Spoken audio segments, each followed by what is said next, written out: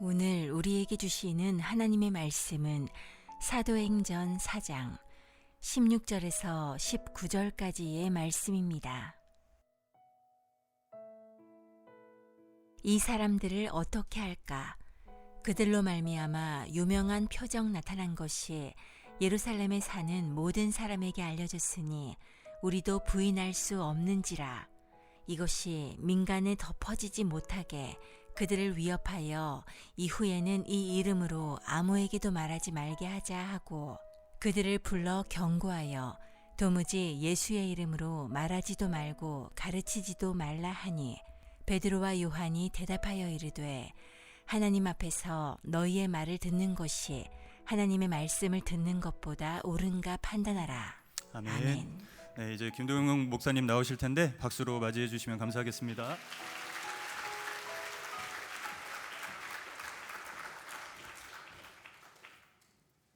잠시 기도하겠습니다. 나를 존중히 여기는 자를 내가 존중히 여기고 나를 경멸히 여기는 자를 내가 경멸히 여기리라. 하나님, 나는 우주에서 하나밖에 없는, 나랑 똑같은 존재가 없는 하나님 창조하신 피조물입니다. 스페셜하고 독특한 이유는 하나밖에 없기 때문입니다. 그런 내가 세상에서 하나밖에 없는 유일한 창조주를 찬양합니다. 세상에 하나밖에 없는 유일한 창조주 하나님을 사랑합니다. 그런데 얼마큼 사랑할까요? 오늘 주어진 말씀 앞에 나를 비춰보길 원합니다. 하나님, 말씀으로 나를 비춰주시고 회복시켜주세요. 살아계신 주 예수 그리스도 이름으로 기도드렸습니다. 아멘. 이 자리에 오신 여러분을 진심으로 환영합니다. 여러분 혹시 한번 던져지면 절대로 막을 수 없는 것이 있습니다. 혹시 그게 뭔지 아실까요? 한번 던져지면 절대로 막을 수 없는 것. 말이요. 한번 던져지면 절대로 막을 수 없는 것은 질문입니다. 질문이 한번 던져지면 그래서 막을 사람은 아무도 없습니다. 대답은 못하더라도 생각은 계속하게 됩니다. 저희 집에 막내가 있는데요, 6살짜리 막내가 있습니다. 최근에 저녁 식사하다가 저한테 질문을 하는 거예요. 아빠, 인생이 뭐야? 물론 그 친구는 단어 뜻을 물은 거지만 아빠인 저는 고민하는 거예요. 아직까지 대답을 못했어요. 인생이란 계속 생각하게 됩니다. 질문은 누가 던지든 그것을 막을 사람은 아무도 없어요. 그래서 제가 오늘 질문을 준비했습니다. 질문을 준비했는데 약간 좀 어려운 질문이에요. 그래서 이 시간 함께 옆에 있는 지체들에게 질문을 던졌으면 좋겠습니다. 답변은 안 들으셔도 돼요. 질문만 던지면 고민하시겠죠. 네, 고민하시죠. 이런 질문을 드리겠습니다. 한번 질문 띄워주시겠어요? 좀 민감하고 어려운 질문인데, 네, 한번 옆에 있는 지체들에게 한번 던져주시겠어요? 던지시게 하면 되겠습니다. 던져주세요.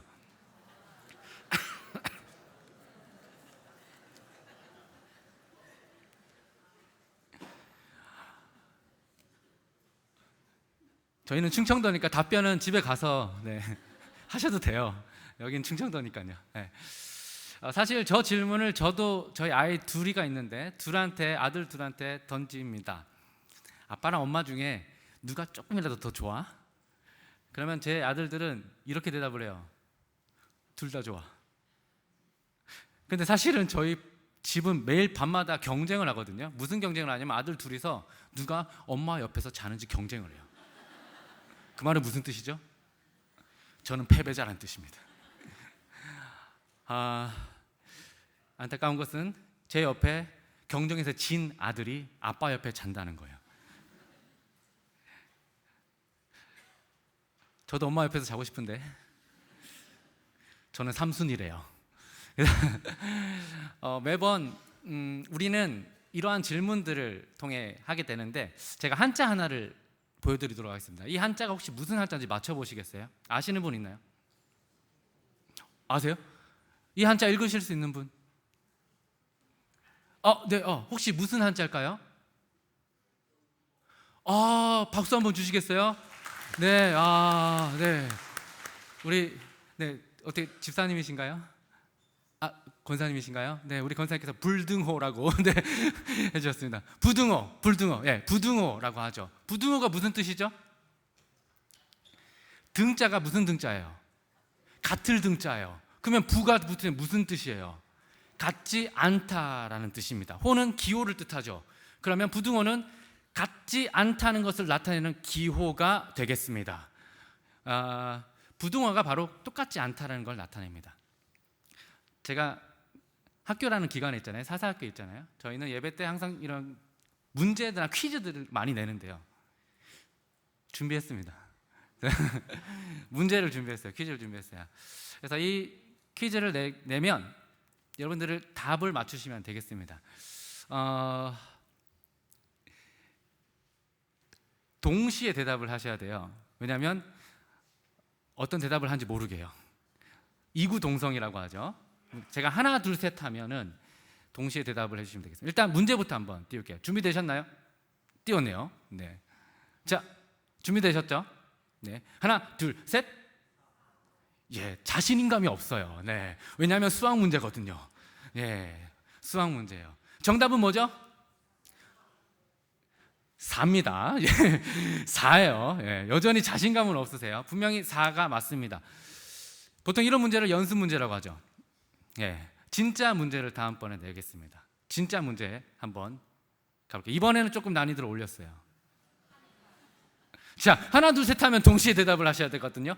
자, 준비되셨죠? 하나 둘 셋. 세상에 4보다 더 자신감 있게 대답을 하신 이유는 실존적인 문제 앞에서 자신감이 붙으신 거죠. 모닝도 좋은 차입니다만 크기에 의해서 카니발이라는 차가 훨씬 더 크다. 부등호라는 뜻은요, 뭐가 더 크냐는 거예요. 그 질문 앞에 여러분은 지금 답변을 하신 겁니다. 이제 한 번 더 문제를 낼 건데요, 이번에는 좀 삶의 문제로 넘어가 볼게요. 삶의 문제입니다. 삶의 문제로 넘어가면 단순하지가 않아요. 삶은 복잡하기 때문이에요. 연결되어 있기 때문이에요. 그래서 사실 삶의 문제로 넘어오면 굉장히 여러 가지 답이 나올 수가 있다. 그래서 어떤 답을 하셔도 상관없다. 소신껏 답변하시면 되겠습니다. 준비되셨나요? 진짜 준비한 삶의 문제 한번 드리도록 하겠습니다. 실존적인 문제고요. 결정하셔야 되고요. 제가 분명히 말했습니다. 삶은 복잡합니다. 삶은 복잡해요. 단순하지가 않습니다. 복잡해요. 어떤 대답을 하셔도 됩니다. 소신껏 답변을 하시면 되겠습니다. 하나, 둘, 셋. 자, 예. 소신이 강하시네요. 서스름 없이, 대답을 하셨는데 좋습니다. 혹시 이 가운데 우리 한비 세비 청년이라고 할까요? 세비 청년이라고 하신 분이 있으실까요? 한번 손들어. 혹시 세비 청년? 자신감이 지금 제가 살짝 들은 것 같은데 세비 청년이 없나요? 세비 청년. 제가 금액을 너무 크게 불렀군요. 네, 너무 크게 불렀군요. 솔직해서 감사합니다. 솔직해서 감사해요. 쉽지 않은 문제예요. 아까 말했지만 삶의 문제는요, 굉장히 복잡해요. 지금 여러분이 이렇게 대답한 이유는 복잡한 것 가운데 이게 뭐지? 난 뭘 선택하지? 근데 사실은요, 선택한다는 건 포기한다는 뜻이에요. 여러분 잘 들어보십시오. 선택은 내가 가장 좋아하는 것을 고르는 게 아니에요. 선택한다는 건 내가 가장 원하는 걸 포기하는 게 선택입니다. 혹시 이 중에 저는 선택 장애가 있습니다. 뭘 선택할지 잘 모르겠어요. 고민돼요. 포기하는 법을 배워야 돼요. 포기할 줄 모르면 선택을 할 수가 없어요. 둘 다 하고 싶어요? 아니요. 삶은 둘 중에 하나를 택해야 할 때가 많아요. 선택은 포기하는 겁니다. 제가 지금 방금 던진 질문은요, 10억이 있고 세비 청년이 있으면 뭘 포기하겠냐는 거예요. 뭘 포기하겠냐는 질문입니다. 한 가지 질문을 더 준비했어요. 한번 띄워주시죠. 답변을 들어볼까요? 자, 삶은 복잡합니다. 네, 복잡합니다. 하나, 둘, 셋. 약간 아이러니한 답변이 나왔어요. 네. 정말 신앙입니까? 정말 신앙이세요?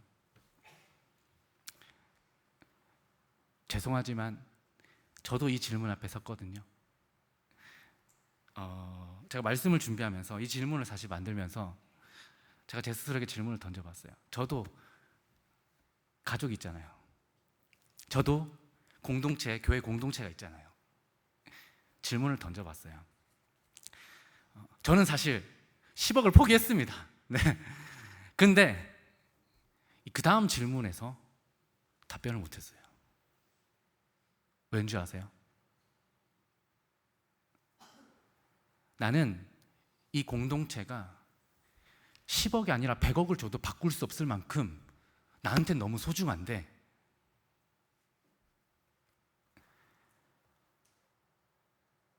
신앙이라는 문제 앞에서 이걸 포기하려다 보니까 너무 아파서예요. 여러분, 고민한다는 건요, 소중하다는 뜻이에요. 소중하지 않으면 고민의 시간이 필요가 없습니다. 그냥 바로 선택할 수밖에 없어요. 그건 내게 크게 소중한 게 아니기 때문이에요. 다만 고민한다는 거, 갈등한다는 거, 그리고 아프다는 건요, 소중하다는 뜻이에요. 근데 여러분, 삶을 살다 보면은 야속하게도 진짜 이거는 우열을 가리기도 힘들 만큼 너무 소중한 것들인데, 이 중에서 꼭 하나를 선택해야만 하는 순간이 반드시 옵니다. 제가 던지고 싶은 사실 진짜 질문은 그거예요. 여러분은 만약에 내가 둘 중에 도저히 어떤 것도 포기할 수 없는, 둘 다 소중한, 너무 소중한 것들을 만약에 꼭 포기하고 선택을 해야 한다, 하나를 포기해야 한다면 여러분은 어떤 것을 선택하시겠습니까?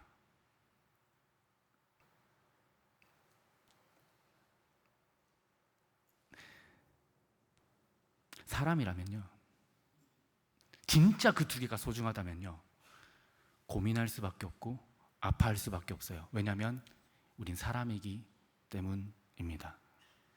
그래서 제가 오늘 준비한 설교 제목은 부등호라는 제목이에요. 우리 삶에 부등호를 보기 원하는데, 오늘 우리에게 주어진 본문 말씀 속에서 저는 이 부등호를 봤어요. 오늘 말씀이 어떻게 시작되죠? 같이 한번 볼까요? 같이 읽겠습니다. 시작. 이 사람들을 어떻게 할까?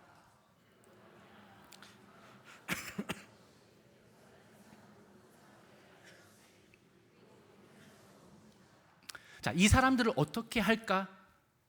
이 사람들을 어떻게 하지? 이런 걱정으로 시작을 합니다. 이 걱정을 하는 주체가 누구죠? 바로 바리새인, 대제사장, 서기관, 종교 지도자들입니다.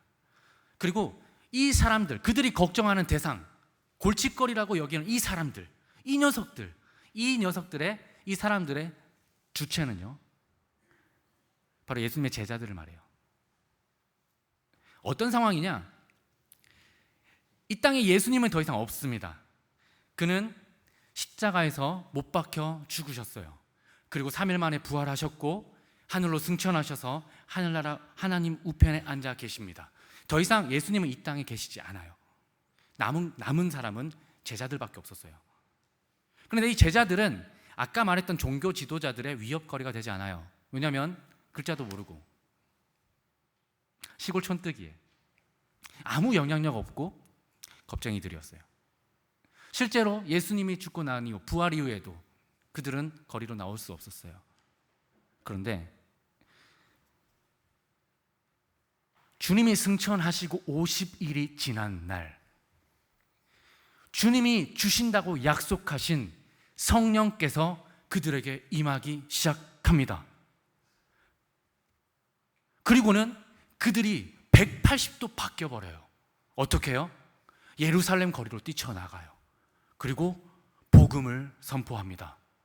너희가 십자가에 못 박은 이 예수를 하나님이 주와 그리스도가 되게 하셨느니라. 벌벌 떨던 제자들이 성령을 임재하니까, 성령께서 함께 하시니까 거리로 나가 복음을 전해요. 놀라운 것은 예루살렘 사람들이 얼마나 그 말이 힘 있고 능력이 있는지 예수님을 믿게 되는 겁니다. 한 명 한 명 한 명. 베드로가 한 번 설교할 때마다 세상에 3,000명이 5,000명이 한 번에 주님께로 돌아오는 놀라운 역사가 일어나요. 그뿐만 아니라 어떤 중요한 사건이 하나 터집니다. 이 시기에. 뭐냐? 바로 전에 보면 성전, 예루살렘 성전에 가장 크고 아름다운 문이 있습니다. 여러 개의 문 중에서 그 중에서도 가장 크고 아름다운 문이 있어요. 이름이 뭘까요? 미문입니다. 뷰티풀 게이트. 네, 아름다운 문이죠. 높이가 22m나 되는 화려하고 금으로 장식된 그 미문, 성전 아주 아름다운 문 바로 아래 항상 앉아서 구걸하던 안진뱅이가 예수의 이름으로 걷기 시작하는 겁니다. 베드로와 요한이 굿이 기도 시간이 되어서 성전에 들어가려고 할 때, 미문 앞을 지나갈 때 그 안진뱅이가 구걸을 하죠. 그때 베드로와 요한이 그를 보고 이렇게 말합니다. 은과 금은 내게 없지만 내게 있는 것으로 당신에게 주노니 곧 나사렛 예수 그리스도의 이름으로 일어나 걸어라. 이 말이 떨어진과 동시에 태어나자마자 한 번도 걸어보지 못한 그 사람이, 40년 동안 단 한 번도 걸어보지 못한 그 사람이 그 자리에서 벌떡 일어나 걷기 시작합니다. 할렐루야. 여러분, 이 사건을 믿으시나요? 여러분, 손에 기부스 한 적 있으세요? 한 달만 해보십시오. 기부스를 풀고 나서 바로 손을 쓸 수 있나요? 못 써요. 재활하지 않으면 굳어있는 마디 때문에 움직일 수가 없어요. 40년 동안 단 한 번도 걸어본 적이 없는 사람이 단 한 번에 걸을 수가 있을까요? 그걸 걷게 하는 능력이 바로 예수의 이름인 줄 믿습니다. 우리가 믿고 있는 이름이 바로 예수 그리스도의 이름인 줄 믿습니다. 더 충격적인 건요, 그 안진뱅이가 40년 만에 처음으로 일어섰잖아요. 그리고 그 안진뱅이는 어디로 뛰어가나요? 어디로 뛰어가요? 어디로 뛰어가죠? 제가 안진뱅이라면 40년 동안 자기는 태어나면서부터 단 한 번도 걸어본 적이 없다고요. 나면서부터 안진뱅이였어요. 그 자리에서 항상 앉아서 구걸했던 사람이기 때문에 밖을 향해 나갔을 것 같아요. 걸어보고 싶지 않았을까요? 저 청년들, 연애하는 청년들 보면서 부럽지 않았을까요? 마음껏 다니는 사람들이 부럽지 않았을까요? 근데 성경에 보니까 이 안진뱅이가 그날 일어서자마자 바로 뛰어간 곳은요, 밖이 아니라 어디다? 성전 안으로 뛰어들어가요. 그는 성전 안으로 뛰어가서 뭐하냐? 하나님을 찬양해요. 하나님을 찬양해요. 그리고 그날부터 이 사람이 뭐하냐면 사도들과 함께 복음을 증거하기 시작합니다. 뭐라고요? 저는 태어나면서부터 안진뱅이에요. 한 번도 걸어본 적이 없는 사람이에요. 그런데 나사렛 예수 그리스도의 이름이 내게 외쳐지는 순간 저는 한 번도 걸어본 적이 없는데 두 발로 걷고 뛰며 찬양할 수 있었습니다. 이걸 예루살렘 사람들에게 복음을 전파하니까 이 예루살렘 사람들 중에서 그 사람을 모르는 사람은 아무도 없었던 거예요. 왜냐하면 그는 가장 아름답고 화려한, 예루살렘 사람이라면 누구나 그곳을 지나갈 수밖에 없었던 미문에 가장 오랫동안 앉아서 구걸했던 사람이에요. 그를 모르는 사람은 없어요. 내가 바로 그 사람이에요. 예수 그리스도를 믿는 사람이 기하급수적으로 늘어나기 시작해요. 자, 이걸 되게 꼴보기 싫어하는 사람이 있어요. 누굴까요? 종교 지도자들입니다. 그래서 그들은 모여서 뭐라고 회의를 하냐? 이렇게 회의를 합니다. 한번 읽어볼까요? 시작.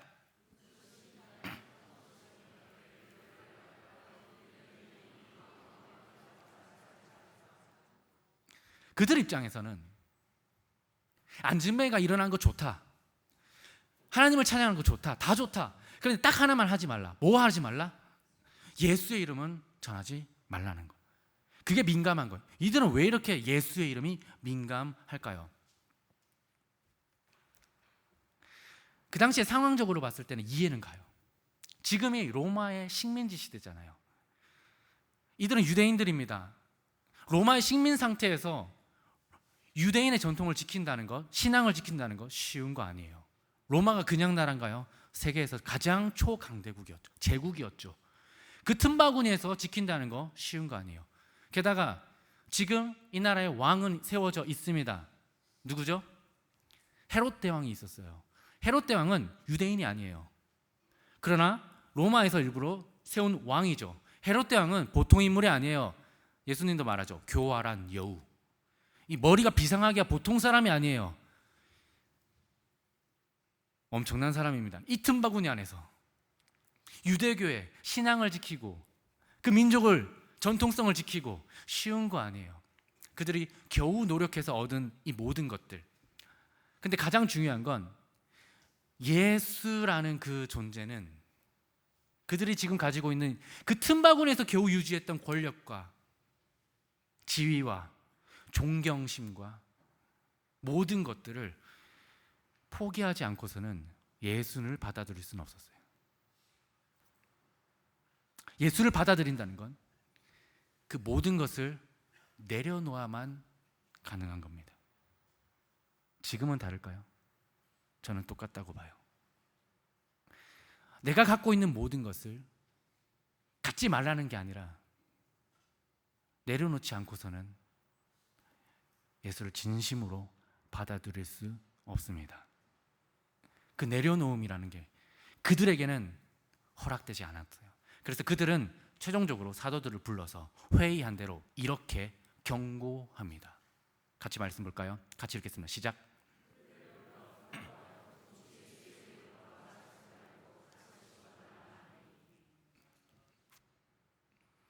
그들은 제자들을 불러 이렇게 경고합니다. 협박합니다. 저는 이렇게 들렸어요. 이 말이.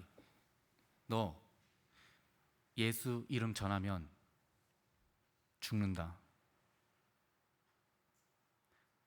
너 예수 이름 전하면 가족 위험해. 너 예수 이름 전하면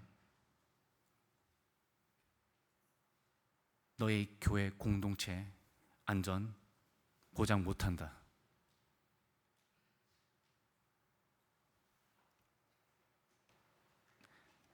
사도들은 뭐라고 대답했을까요?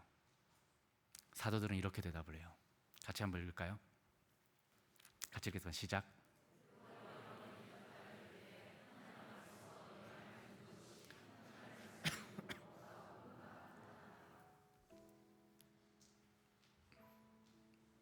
저는 이 말이 어떻게 들렸냐면요. 목사님, 사도잖아요. 베드로잖아요. 요한이잖아요. 당연히 이렇게 대답해야죠.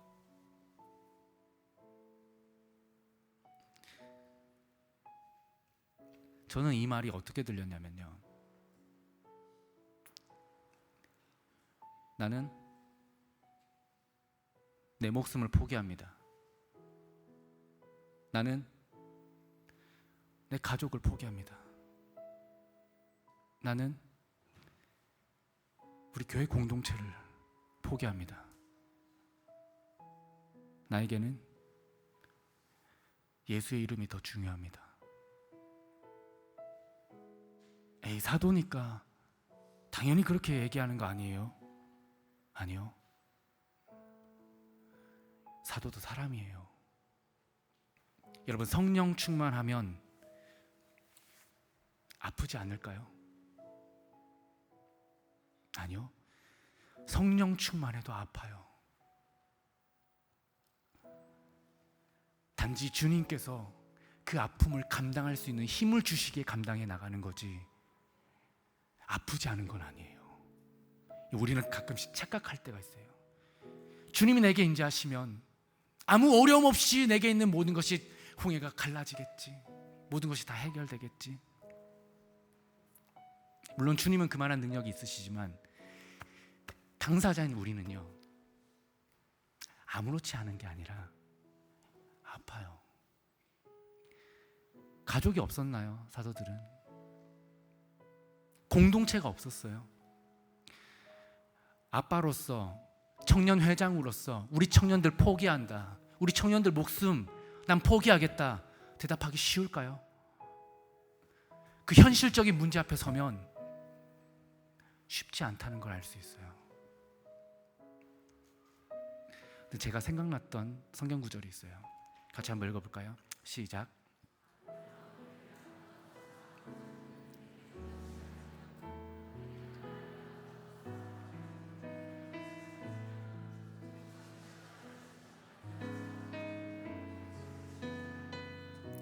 이 말씀은 아비나 어미가 소중하지 않다는 말이 아니에요.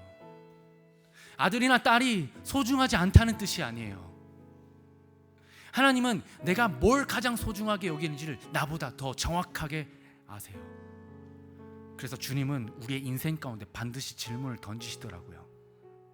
네가 가장 사랑하는 그 사람, 네가 이 사람보다 나를 더 사랑하느냐?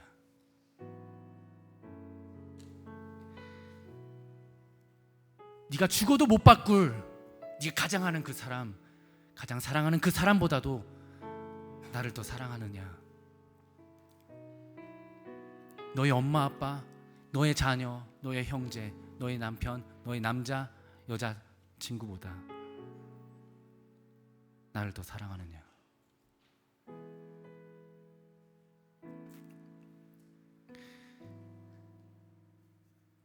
소중하지 않은 것을 질문한다면 우리는 네 주님 사랑합니다 대답할 거예요. 근데 그것이 진짜로 내가 내 목숨보다도 더 소중하게 여기는 존재라면 여러분 그 질문 앞에 아픈 겁니다. 다시 한번 말할까요? 그 질문 앞에 아프지 않다면 그건 내가 진실로 소중하는 대상은 아닌 거예요. 제가 질문하고 싶은 건 여러분 얼마나 아프냐는 거예요. 진짜 신앙은요 아픈 거예요. 왜냐하면 그보다 나를 더 사랑하냐는 질문을 하시는 거잖아요. 아픔이 없다면 소중하지 않은 거잖아요. 근데 진짜 소중하게 여기는 건 아픈 거예요.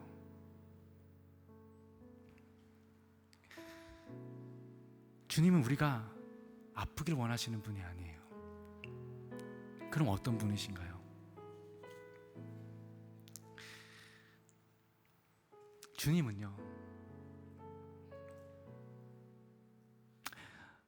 주님 기뻐하는 선택을 하냐 못하냐가 중요한 게 아니더라고요. 제가 말씀을 준비하면서 가장 크게 와닿은 게 있어요. 제게 크게 와닿았던 건요, 베드로 이 멋진, 저는 제 목숨보다, 제 가족보다, 공동체보다 주님이 더 소중합니다라는 고백보다 저에게 더 크게 와닿았던 고백은요,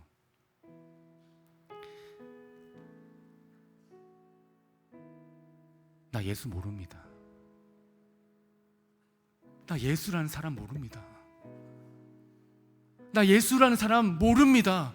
저주하며 거부했던 베드로의 고백이었어요. 왜냐하면 그게 원래 베드로의 모습이에요.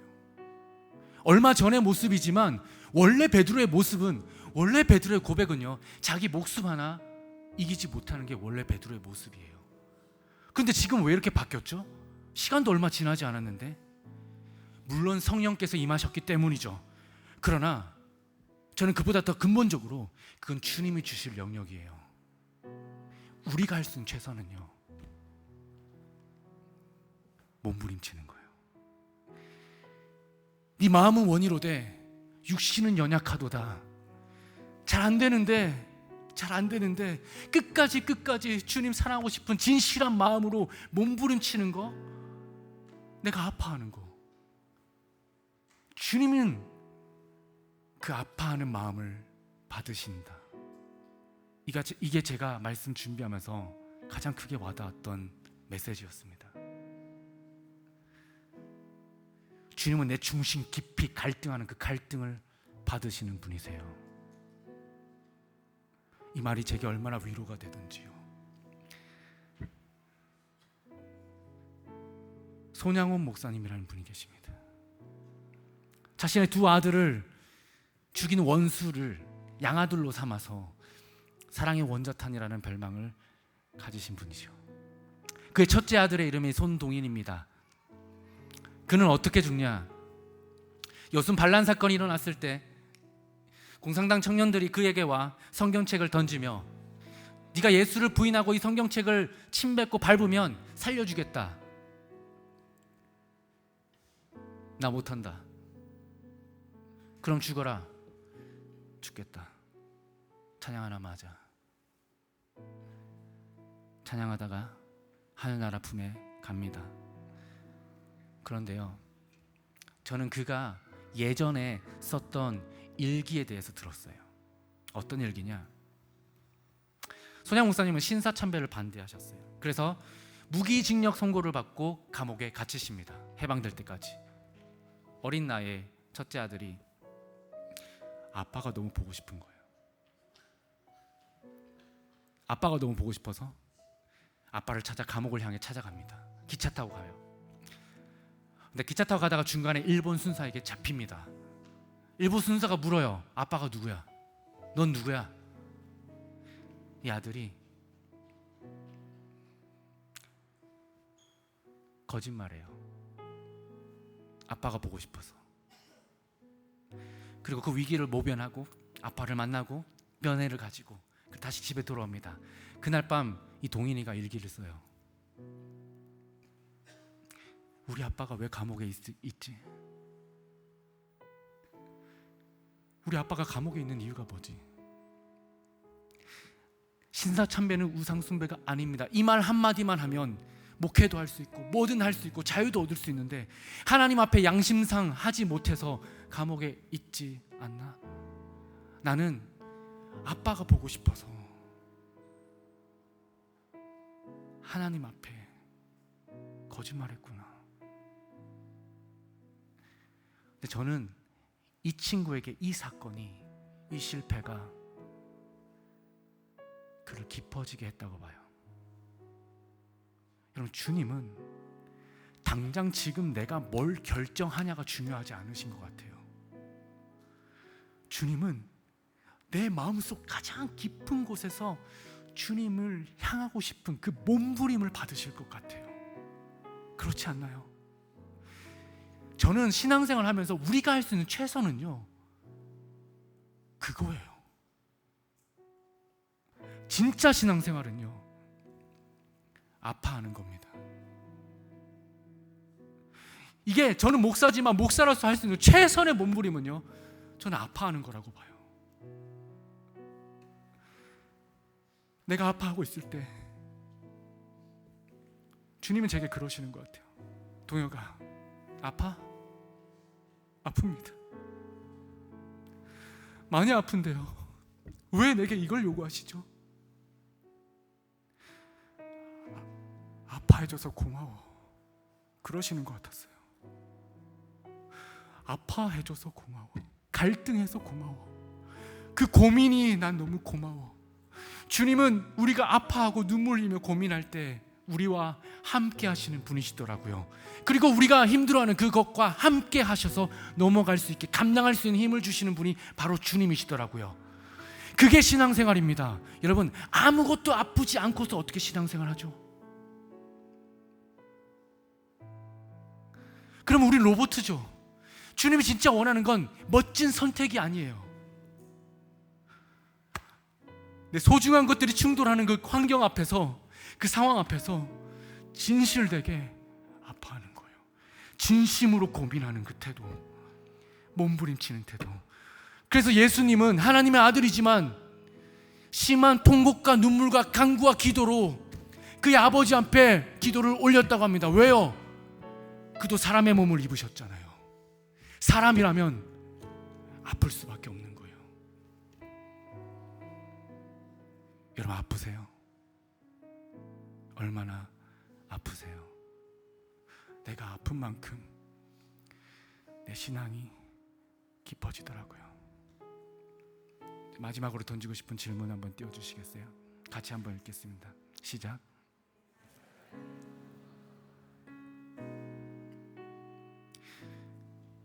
하나님은 우리의 겉을 보시는 게 아니라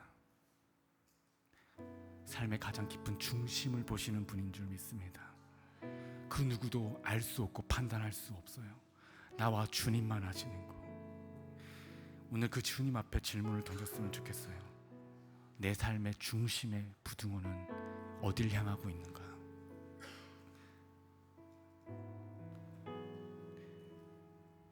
주님 앞에 깊어져가는 성도가 되시길 주님 이름으로 축복합니다. 이 시간 함께 찬양하며 나가길 소망합니다. 깊은 삶을 주께 드리길 소망합니다.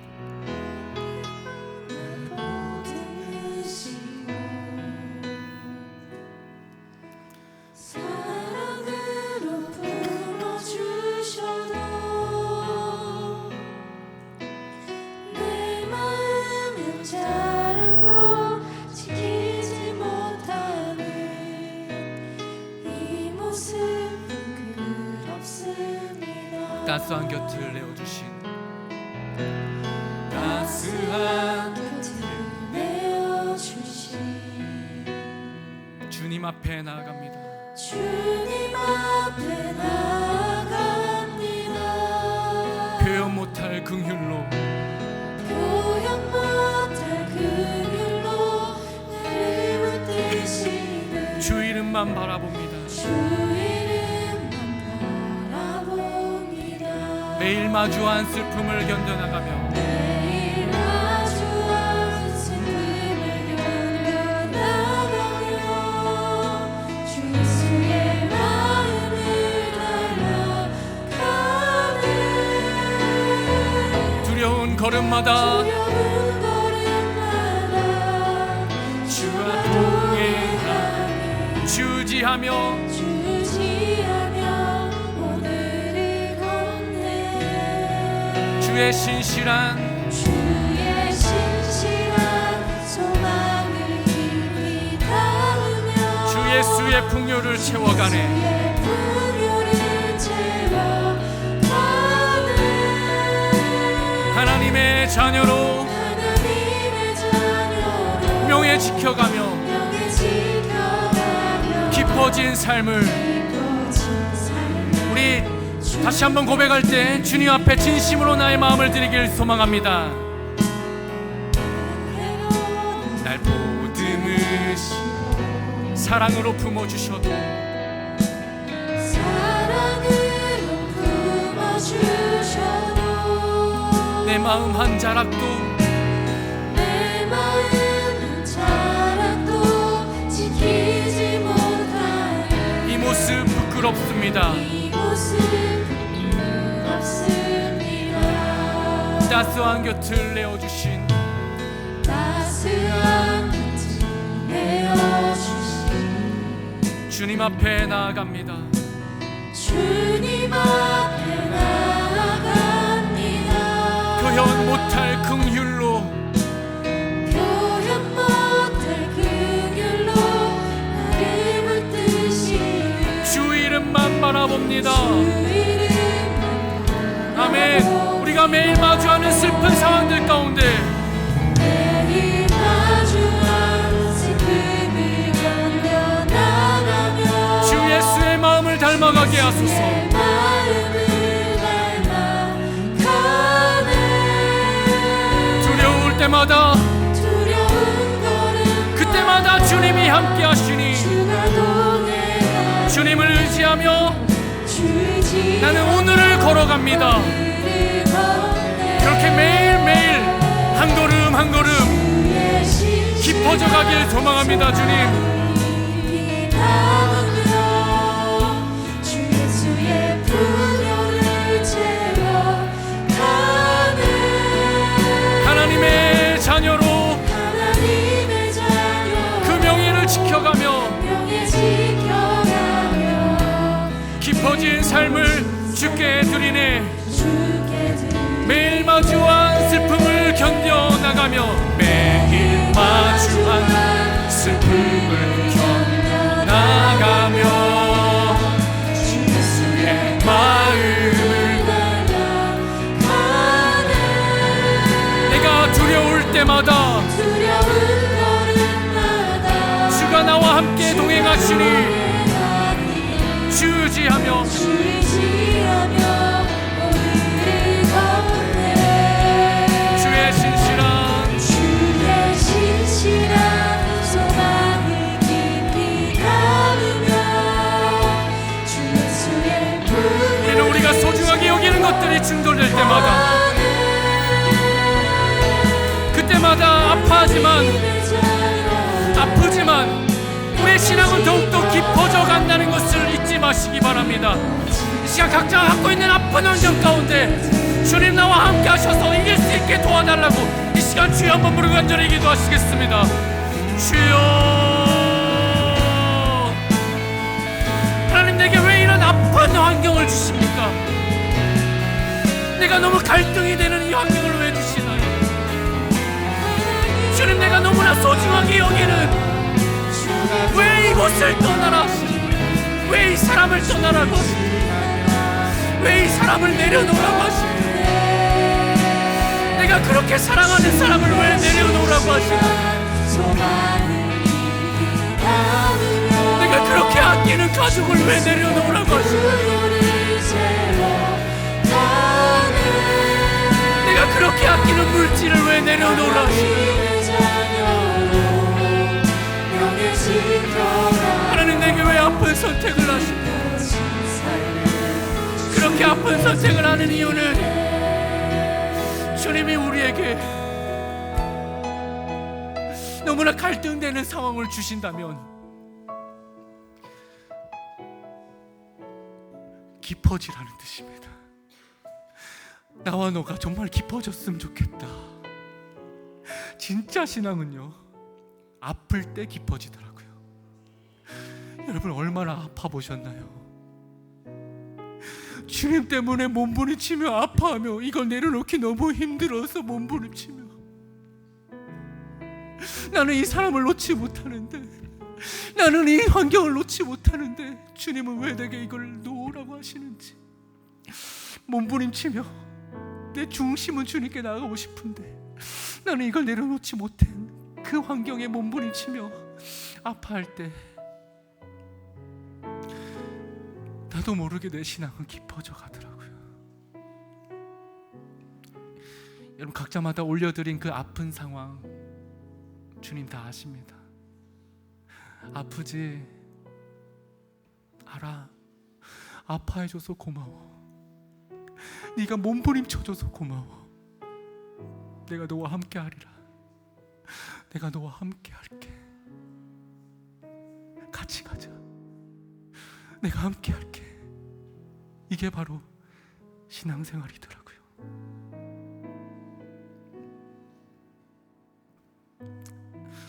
하나님, 그런 마음으로 예물을 올려드립니다.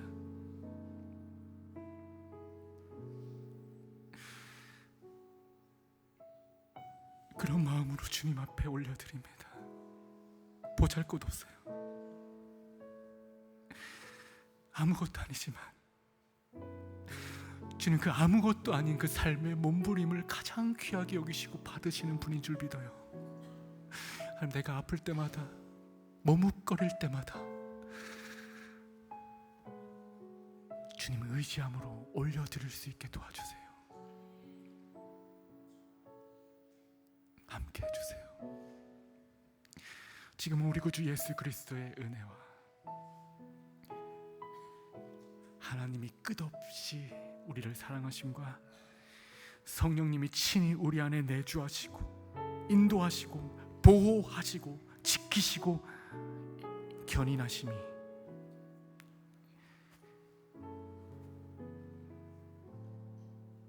너무 아프지만, 그래서 몸부림치지만 주님 앞에 나의 귀한 몸부림을 주님께 올려드리겠다고, 깊어지겠다고 오늘 고백한 이 자리에 있는 모든 성도들의 머리 위에 주님께서 함께 하신 그 약속이 지금으로부터 영원히 함께 하실지어다. 아멘.